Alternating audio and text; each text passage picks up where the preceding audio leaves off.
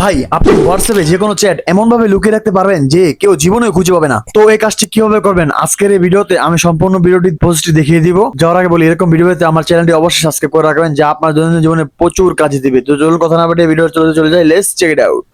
এই জন্য first of all আমরা চলে যাবো হোয়াটসঅ্যাপে চলে যাওয়ার পর যে আইডিটাকে লক করবেন সেই আইডিটাকে ট্যাপ করে ধরে রাখবেন। ট্যাপ করে ধরে রাখার পর উপরে থ্রি আইকনে ক্লিক করবেন। সেই আইকনে ক্লিক করার পর এখানে দেখতে পাবেন লক চ্যাট, এই লক চ্যাটে একটা ক্লিক করবেন।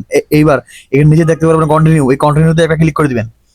কন্টিনিউতে ক্লিক করতে পারবেন। আপনি এখানে ইউজ পিন দিতে পারেন অথবা আপনি আপনার ফিঙ্গারপ্রিন্ট দিতে পারেন, যা দেন। তো আমি আমার পাসওয়ার্ডটি আমি এখানে দিয়ে দিচ্ছি ফোনের। তো দিয়ে দিলাম। পাসওয়ার্ড দিয়ে দেওয়ার পর এখন আমি ওকেতে ক্লিক করে দেবো।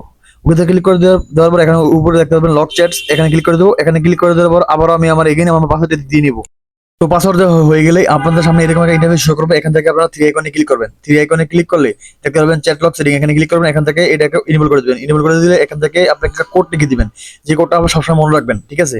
তো এখান থেকে আমি একটা কোড লিখে দিচ্ছি, সেম কোডটাই আপনাকে আবার লিখে দিতে হবে। তো আমি এখানে নেক্সট দিলাম। তো এখানে আবার আমি সেম কোডটা লিখে দেবো।